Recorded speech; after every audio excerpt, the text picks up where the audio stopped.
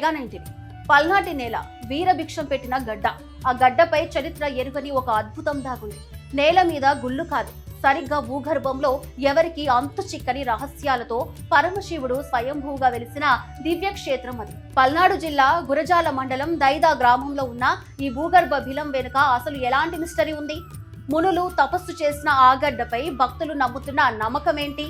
భూమి లోపల వెలిసిన ఆ అమరలింగేశ్వర స్వామి బిలం విశేషాలపై మెగా 90 స్పెషల్ ఫోకస్.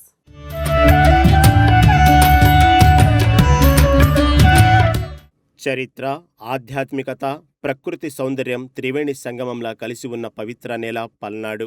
ఈ నేల పుట్టుకలోనే వీరత్వాన్ని, అంతులేని భక్తిభావాన్ని గుండెలు నింపుకుంది. ఇక్కడ అడుగడుగున ఎన్నో చారిత్రక రహస్యాలు, అద్భుతమైన దివ్యక్షేత్రాలు దాగి ఉన్నాయి. అటువంటి అద్భుతాలలో భూగర్భంలో ప్రకృతి సిద్ధంగా వెలిసిన అరుదైన ఆలయం దైద అమరలింగేశ్వర బిలం. ఈ పవిత్ర ప్రదేశం పల్నాడు జిల్లా గురజాల మండలం పరిధిలో విరాజిల్లుతోంది. పల్నాటి చారిత్రక రణరంగాలకు అత్యంత సమీపంలో ఈ దైద గ్రామం ఎంతో ప్రసిద్ధి చెందింది. ఈ ప్రాంతం కేవలం ఒక పుణ్యక్షేత్రం మాత్రమే కాదు, ఎన్నో యుద్ధాల జ్ఞాపకాలను మోసుకెళ్తున్న నేల. నాటి వీరుల అడుగుజాడులో పడిన ఈ గడ్డపై పరమశివుడు కొలువై ఉండటం విశేషం. కాలక్రమేణా ఎన్నో రాజకీయ, సామాజిక మార్పులు సంభవించినప్పటికీ ఈ గుహ పవిత్రత చెక్కు చెదరలేదు. పల్నాటి చరిత్రను అధ్యయనం చేసే ప్రతి ఒక్కరూ ఈ ప్రాంతాన్ని తప్పక సందర్శిస్తుంటారు. నేల మీద గుడి ఉండటం చూసాం, కొండ మీద గుడి చూసాం, కానీ నేల కింద అడుగుల దూరంలో ఇలాంటి గుహ ఉండటమే ఒక మిస్టరీ. బ్రహ్మనాయుడు తిరిగిన ఈ నెలలో ఆ శివుడు ఎలా వెలిశాడు? అసలు లోపలికే వెళ్తే ఆ వైబ్రేషన్ ఎలా ఉంటాయి? సాధారణంగా మనం దేవాలయాలు ఊరి మధ్యలో కొండపైన లేదా నదీ తీరాలలో చూడటం ఎంతో సహజం. కానీ దైదలోని అమరలింగేశ్వర స్వామి ఆలయం నేలకడుగున ఒక సహజ సిద్ధమైన గుహలో కొలువై ఉంది. భూమికి అడుగున ఇలాంటి శివాలయం ఉండటం భక్తులలో ఎంతో ఆశ్చర్యాన్ని కలిగిస్తుంది. చరిత్రలో ఎప్పుడు నిర్మించారని దానిపై ఖచ్చితమైన ఆధారాలు లేకపోయినా ఇది పురాతన కాలం నాటిదని నమ్ముతారు. ప్రకృతి సిద్ధంగా ఏర్పడిన ఈ బిలంలో స్వయంభూగా శివలింగం వెలిసింది. ఈ గుహలోకి అడుగు పెట్టగానే బాహ్య ప్రపంచానికి దూరంగా ఒక సరికొత్త ఆధ్యాత్మిక లోకంలోకి వెళ్లిన అనుభూతి కలుగుతోంది. బయట ఎంత ఎండ తీవ్రత ఉన్నప్పటికీ లోపల మాత్రం ఎల్లప్పుడూ చల్లటి వాతావరణం నెలకొని ఉంటుంది. లోపలికి వెళ్లే కొద్దీ మనసుకు తెలియని ఒక అంతులేని ప్రశాంతత లభిస్తుంది. ఆధునిక కాలంలోనూ ఎటువంటి కృత్రిమ నిర్మాణాలు లేకుండా ఈ గుహ సహజంగానే కొనసాగుతోంది. ఈ వింతైన భూగర్భ ఆలయాన్ని చూసేందుకు చుట్టుపక్కల ప్రాంతాల నుంచి ప్రజలు తరలివస్తుంటారని స్థానికులు చెబుతున్నారు.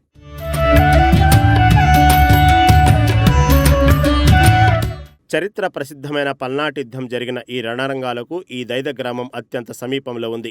బ్రహ్మనాయుడు, బాలచంద్రుడు వంటి వీరుల సాహసాలు, నాటి పల్నాటి రాజ్య వైభవాలు ఈ నేలలో నిలిచాయి. నాటి వీరుల రణఘోషను చూసిన ఈ నేలపై కాలక్రమేణా ఎన్నో మార్పులు సంభవించాయి. అటువంటి చారిత్రక నేపథ్యం కలిగిన ఈ ప్రాంతంలో ఈ శివలింగం బయటపడటం దైవిక సంకేతంగా అక్కడి ప్రజలు భావిస్తారు. పల్నాటి చరిత్రకు సజీవ సాక్ష్యంగా ఈ బిలం నిలిచిపోతుందని వారు బలంగా నమ్ముతున్నారు. పూర్వకాలంలో ఈ గుహలో పలువురు మహామునులు, యోగులు ఏకాగ్రతతో తపస్సులు ఆచరించారని స్థానికులు ప్రగాఢ నమ్మకం. వారి తపశ్శక్తి కారణంగానే ఇక్కడ గాలిలో ఒక అంతుచిక్కని ఆధ్యాత్మిక శక్తి తాండవిస్తుంటుంది. బిలంలోకి వెళ్లాలంటే కొద్దిగా మెట్లు దిగి కిందకు వెళ్లాల్సి ఉంటుంది. లోపలికి వెళ్లే కొద్దీ భక్తులకు కలిగే మానసిక ప్రశాంతత మాటల్లో చెప్పలేనిది. ఈ ప్రదేశం కేవలం పూజలకే కాదు, ధ్యానానికి కూడా ఎంతో అనుకూలంగా ఉంటుంది. స్థానిక ప్రజల విశ్వాసం ప్రకారం ఇక్కడ కొలువై ఉన్న అమరలింగేశ్వర స్వామి కోరిన కోరికలు తీర్చే కొంగు బంగారం. ఈ గుహలో భక్తి శ్రద్ధలతో పూజలు చేస్తే సకల పాపాలు తొలగిపోతాయని నమ్ముతారు. ముఖ్యంగా సంతానం లేనివారు, కష్టాల్లో ఉన్నవారు ఇక్కడ స్వామిని దర్శించుకుని మొక్కులు చెల్లించుకుంటారు. యుగాలు తరబడి ఈ గుహ అలాగే ఉండటం ఇక్కడి ప్రత్యేకతను మరింత పెంచుతోంది. భక్తులు తమ నమ్మకాలను ఇక్కడ సజీవంగా కాపాడుకుంటూ వస్తున్నారు. ప్రస్తుతం ఈ ప్రాంతంలో ప్రభుత్వం మరియు దేవాదాయ శాఖ తరపున కొన్ని అభివృద్ధి పనులు జరుగుతున్నాయి. భక్తులు సులభంగా గుహలోకి వెళ్లేందుకు మెట్లు మరియు లైటింగ్ సౌకర్యాలను కొద్దిగా ఏర్పాటు చేశారు. అయితే దీనిని మరింతగా అభివృద్ధి చేసి పర్యాటక కేంద్రంగా తీర్చిదిద్దాలని స్థానికులు కోరుతున్నారు. ప్రచారం తక్కువగా ఉండటం వల్ల చాలా మంది బయటి ప్రాంతాల వారికి అద్భుతం ఇంకా తెలియదు. సరైన రోడ్డు రవాణా సౌకర్యాలు కల్పిస్తే ఇక్కడకు వచ్చే భక్తుల సంఖ్య భారీగా పెరుగుతుందని స్థానికులు అంటున్నారు.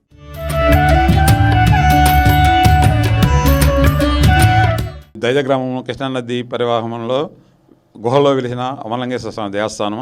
స్వామివారు స్వయంగా వెలిశారు. ఈ గుహలోకి 200 మీటర్ల లోపలికి రావాలి.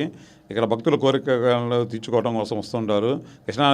కృష్ణానదిలో స్నానం చేసి తడిబట్ట మీద గుహలోకి వచ్చి అభిషేకం చేయించుకొని వెళ్తుంటారు. ఇక్కడ సంతానం లేని వాళ్ళకి సంతానం కలుగుద్దని ఒక గట్టి నమ్మకం, ఆరోగ్యం బాగలేని వాళ్ళకి ఆరోగ్యం చేకూరుతుంది ఒక నమ్మకము. ఇక్కడ స్వామివారు ఎవరికి ఏం కోరికలు కావాలంటే ఆ కోరికలు తీరుస్తారని గట్టి నమ్మకం ఉన్నది. ఇది తపక్షేత్రము. ఇదివరకు పూర్వం రోజుల్లో మునులు ఋషులు తపస్సు చేసుకున్న వాళ్ళని చెబుతుంటారు.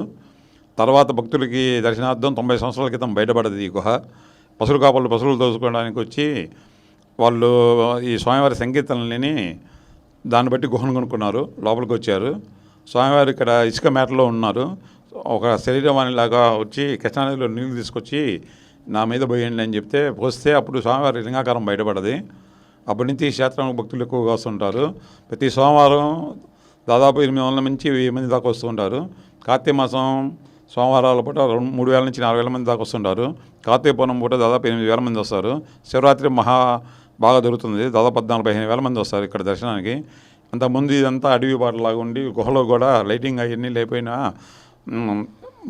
పోయినసారి పుష్కరాల నిధుల్లో లోపల లైటింగు లోపల సౌకర్యం అంతా చేశారు. అంతకుముందు ఇది మొత్తం అడవి ప్రాంతంలాగా ఉండేది. ఇప్పుడు బాగా లైట్లు, ఏసీలు, ఫ్యాన్లు అవన్నీ పెట్టి లోపలికి వచ్చి పోతున్నారు భక్తులు. దీంట్లో చాలా గుహలు ఉన్నాయి. గుహలు మొత్తం ఇప్పుడు జనాలు ఆడి తిరుగుతుంటే ఇంకో గుహలోకి పోతారని గుహలన్నీ బుడిసి వేశారు. ఇప్పుడు స్వామివారిది ఒక గుహే ఉన్నది. ఇవాళ నిత్యం అన్నదాన కార్యక్రమాలు జరుగుతున్నవి. ప్రతి ఒక్కరు కూడా మన అమరలింగేశ్వర స్వామివారంటే స్వయంభుగా వెలసిన స్వామివారు కనుక ప్రతి ఒక్కరూ ఏ కోరిక కోరుకుంటే ఆ కోరిక జరుగుతూ ఉన్నది. ఎంతోమందికి సంతానాలు ఇస్తూ ఉన్నారు స్వామివారు. ఈ కార్యక్రమానికి ప్రతి ఒక్కరు కూడా వచ్చేసి మన గురజాల మండలం, పల్నాడు జిల్లా గురజాల మండలం దైద గ్రామం శివారులో ఉన్న కృష్ణానది ఒడ్డునున్న అమరలింగేశ్వర స్వామివారి కార్యక్రమంలో ప్రతి ఒక్కరు కూడా వచ్చేసి స్వామివారిని దర్శించుకొని స్వామివారి కృపా కటాక్షమును పొందాలని తెలియజేస్తూ ఉన్నాము.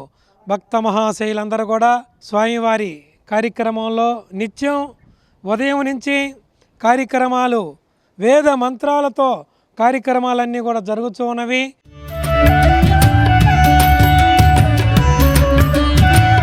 స్థానికులు చెబుతున్న మాటలే ఇందుకు నిదర్శనం. బాహ్య ప్రపంచంతో సంబంధం లేకుండా ఆ గుహలోకి అడుగు పెడితే కలిగే ఆ దివ్యానుభూతి కేవలం అనుభవిస్తేనే తెలుస్తుంది. మరి ఆ లోపలి విశేషాలు ఏంటో ఇప్పుడు చూద్దాం. గుహ లోపల ప్రకృతి సిద్ధంగా ఏర్పడిన శివలింగాన్ని భక్తులు అత్యంత శక్తివంతమైన దైవంగా కొలుస్తారు. ఎటువంటి మానవ ప్రమేయం లేకుండా ఏర్పడిన ఈ లింగం ప్రత్యేక ఆకర్షణగా నిలుస్తుంది. ఇక్కడ స్వామివారిని దర్శించుకుంటే కుటుంబంలో సుఖ సంతోషాలు వెల్లివిరుస్తాయని భక్తుల నమ్మకం. రోజు పరిమిత సంఖ్యలో స్థానిక భక్తులు వచ్చి స్వామివారికి పూజలు నిర్వహిస్తుంటారు. శివనామ స్మరణతో ఆ గుహ అంతా ప్రతిధ్వనిస్తుంటుంది. ఇక్కడికి వచ్చే భక్తులు కేవలం దర్శనంతో సరిపెట్టకుండా బిలం లోపల కాసేపు ధ్యానం చేసుకుంటారు. బాహ్య ప్రపంచపు టెన్షన్లన్నీ మర్చిపోయి ప్రశాంతమైన వాతావరణంలో లీనమైపోతారు. ఈ గుహలోకి వెళ్లిన తర్వాత కలిగే అనుభూతిని మాటల్లో వర్ణించడం ఎవరికైనా సాధ్యం కాదు. ఇక్కడ కల్పనలకు అతీతంగా ఒక దైవిక శక్తి పనిచేస్తున్నట్లు భక్తులు అనుభూతి చెందుతారు. అందుకే వారాంతాల్లో పక్కనే ఉన్న ఊర్ల నుంచి ఇక్కడికి వస్తుంటారు. ఎక్కువ మంది యాత్రికులు మరియు ప్రకృతి ప్రేమికులు ఈ వింతైన గుహను చూసేందుకు ఆసక్తి చూపుతున్నారు. సోషల్ మీడియా రాకతో ఈ ప్రదేశం గురించి బయటి ప్రపంచానికి మెల్లగా తెలుస్తుంది. చరిత్రపై ఆసక్తి ఉన్న యువత ఈ గుహను సందర్శించి ఫోటోలు తీసుకుంటున్నారు. పల్నాటి పర్యటనకు వెళ్లేవారు దైదబిలాన్ని కూడా తమ జాబితాలో చేరుస్తారు. ఇది పర్యాటకంగా మరింత అభివృద్ధి చెందాల్సిన అద్భుతమైన ప్రదేశమని పలువురు అభిప్రాయం వ్యక్తం చేస్తున్నారు. ప్రస్తుతం ఈ ఆలయ పరిసరాలు ప్రశాంతంగా ఉంటూ ఎటువంటి రద్దీ లేకుండా ప్రశాంత వాతావరణాన్ని కలిగి ఉన్నాయి. అక్కడ ఎలాంటి పెద్ద షాపింగ్ కాంప్లెక్స్లు లేదా హడావుడి ఉండదు. కేవలం స్వచ్ఛమైన ప్రకృతి మాత్రమే కనిపిస్తుంది. సందర్శకులంతా ఇక్కడికి వచ్చి నిశ్శబ్దంగా దేవుణ్ణి దర్శించుకుని వెళ్తున్నారు. ఇంకా మరో అద్భుతమైన విషయం ఏమిటంటే స్థానిక గ్రామస్తులే ఈ ఆలయ విశేషాలను వచ్చేవారికి ఎంతో ఆప్యాయంగా వివరిస్తుంటారు.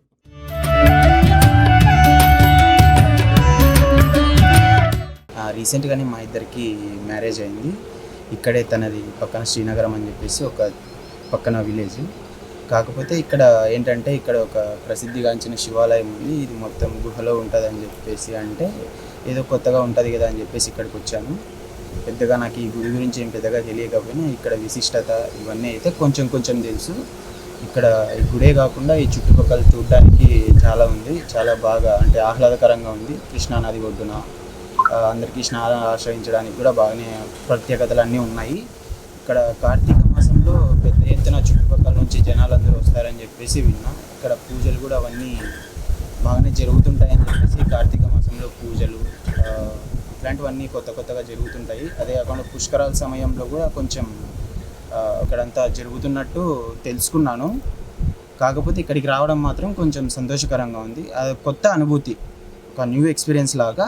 గుహలో వచ్చి గుడి బాగా లోపల అంతా కొత్తగా మనం ఎక్కడ చూడనట్టుగా ఇక్కడ కొంచెం ప్రత్యేకంగా ఉంటుంది. శివుడు కానీ ఇక్కడ శివుణ్ణి అందరూ రామలింగేశ్వర స్వామి అని పిలుస్తుంటారు. గృహలోకి వెళ్ళేటప్పుడు తొలిసారి మీకు వెళ్ళేటప్పుడు ఎలా ఎక్స్పీరియన్స్? ఇక్కడ కొంచెం కొత్తగా ఉంది. కాకపోతే కొంచెం ఈ మధ్య లైటింగ్స్ అన్నీ కొంచెం లైటింగ్స్ అన్నీ సెట్ చేసి ఉన్నారంట. ఇంతకుముందు ఏంటంటే జస్ట్ ఒక దీపం వెలుగుతూ ఉండేదంట, లైట్స్ ఏం లేకుండా. ఇంత డెవలప్ అయ్యి ఉండేది ఏం కాదంట.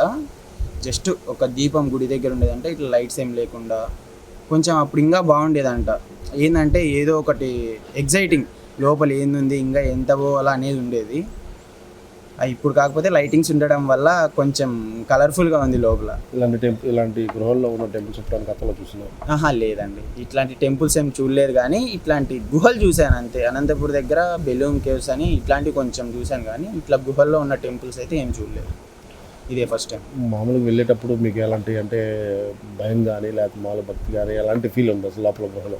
అదే కదా, భయం ఏం లేదు. కానీ అంటే లోపల ఏముంది, కొంచెం ఇంకా ఎంత పోవాలా, ఎంత లోపలికి ఉంది చూడాలని ఎగ్జైటింగ్ ఉంది అంతేగాని భయం అంటే ఏం లేదు. లోపల ఫీల్ ఎలా ఉంది? చాలా కొత్తగా ఉంది, ప్రశాంతంగానే ఉందండి. ఏం డిస్టర్బెన్స్లు ఏం లేదు, ఎవరికి ఏం ఇబ్బంది లేదు. అంటే సౌకర్యాలన్నీ బాగా ప్రశాంతంగా ఉన్నాయి. అంటే ఏవైనా గుహల్లో ఏవైనా పోతే లోపైన బల్లులు కానీ గబ్బిలలు కానీ ఇట్లాంటివి ఉంటాయని భయం ఉంటుంది. కానీ ఇక్కడ ఏం లేదు, ప్రశాంతంగా వెళ్ళి ధైర్యంగా పోయి దర్శనం చేసుకొని వచ్చేయచ్చు.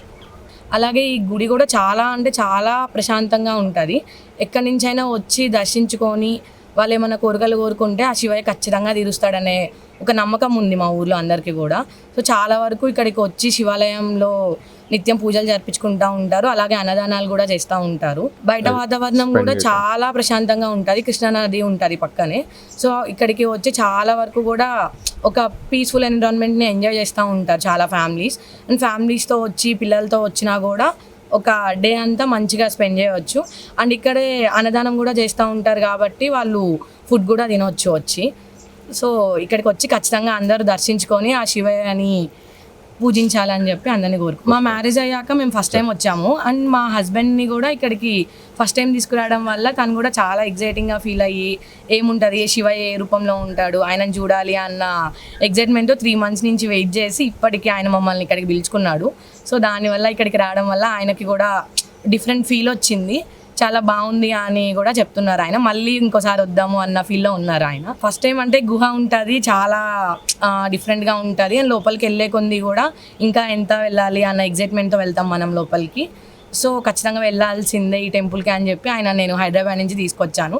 అండ్ వచ్చిన దగ్గర నుంచి కూడా ఎప్పుడు వెళ్దాం టెంపుల్కి, నేను చూడాలి అన్న ఫీల్తోనే ఆయన అడుగుతూ ఉన్నారనమాట. సో ఇప్పుడు ఎర్లీ మార్నింగ్ ఇంకా బాగుంటుంది అని చెప్పి సో ఇక్కడికి తీసుకొని వచ్చాను. ఆయనని తీసుకొచ్చినందుకు ఆయన ఫుల్ సాటిస్ఫై అయ్యి ఎన్విరాన్మెంట్ అంతా కూడా పీస్ఫుల్గా ఉంది, చాలా బాగుంది, మళ్ళీ వద్దాము అని చెప్తున్నారనమాట.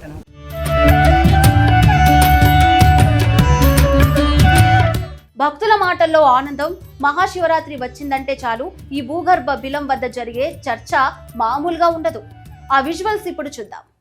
ప్రతి ఏటా మహాశివరాత్రి పర్వదినం వచ్చిందంటే చాలు దైద గ్రామం ఒక పుణ్యక్షేత్రంగా మారుతుంది. చుట్టుపక్కల గ్రామాల నుంచే కాకుండా వివిధ ప్రాంతాల నుంచి వేలాది మంది భక్తులు తరలివస్తారు. మహాశివరాత్రి రోజున ఈ బిలం వద్ద నిర్వహించే ప్రత్యేక పూజలు అత్యంత వైభవంగా జరుగుతాయి. భక్తుల క్యూ లైన్లు మరియు జై శివశంకర నినాదాలతో ఆ ప్రాంతమంతా మారుమోగుతోంది. రాత్రి సమయంలో జరిగే జాగరణ కార్యక్రమాలలో భక్తులు పెద్ద సంఖ్యలో పాల్గొంటారు. ఈ నేపథ్యంలోనే ఇక్కడి భక్తులు ఇటువంటి అద్భుతమైన క్షేత్రాన్ని ప్రభుత్వం ఇంకా ఎక్కువగా ప్రచారం చేయాలని కోరుతున్నారు. రవాణా సౌకర్యాలు మరియు భక్తులకు కనీస వసతులు కల్పిస్తే పల్నాటి కీర్తి మరింత పెరుగుతుంది. శివరాత్రి సమయంలో మాత్రమే కాకుండా ఏడాది పొడవునా పర్యాటకులు వచ్చేలా చర్యలు తీసుకోవాలి. చారిత్రక ఆధారాలు రక్షించడంతో పాటు ఈ గుహను పర్యాటక రంగంలో చేర్చాలని స్థానికులు విజ్ఞప్తి చేస్తున్నారు. మనం ఇప్పుడు చూసుకున్నట్టయితే గుంటూరు జిల్లాలో ఉన్నటువంటి దైదబెలంలో ఉన్నాం. ఇది చాలా పూర్వీకంగా నుంచి వచ్చినటువంటి దేవస్థానం. ఈ దేవస్థానం అనేది కూడా చాలా రోజుల క్రితం ఇక్కడ కొంతమంది గొర్రెలు కాచుకుంటూ వాళ్ళ కాపలా చూసుకుంటూ వచ్చేటటువంటి వాళ్ళ దగ్గర నుంచి తెలియపరిచిందండి. పూర్వం ఇక్కడ ఋషీశ్వరులు మునీశ్వరులు అందరూ కూడా కింద కూర్చొని స్వామివారి దగ్గర తపస్సు చేస్తున్నటువంటి జ్ఞాపకాలు గుర్తులు ఎన్నో కూడా చాలా ఉన్నాయి.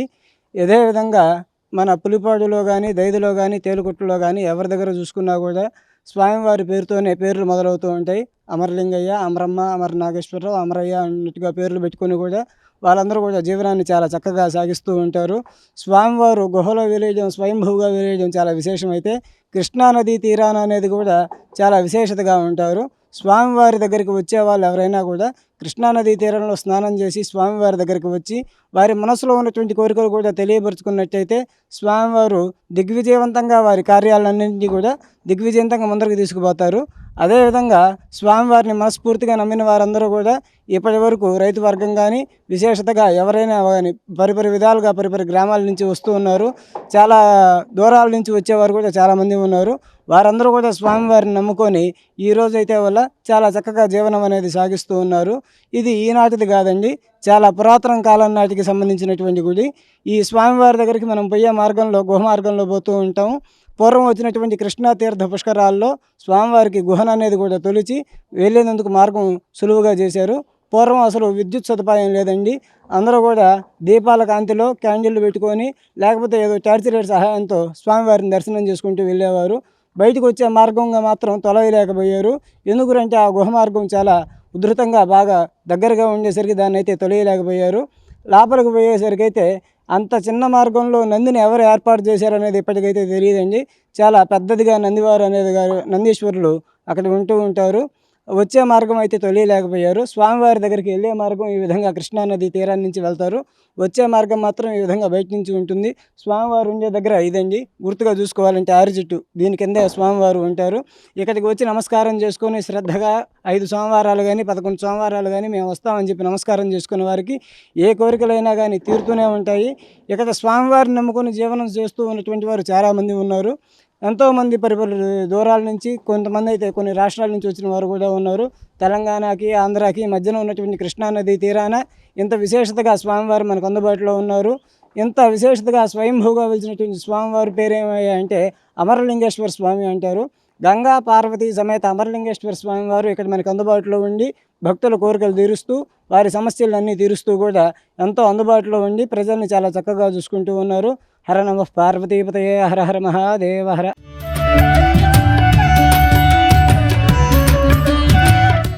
చరిత్ర ఉట్టిపడే పల్నాటి గడ్డపై ప్రకృతి ఒడిలో భూగర్భంలో వెలిసిన ఈ అద్భుత దివ్యక్షేత్రం ప్రతి ఒక్కరిని మంత్రముగ్ధులను చేస్తుంది.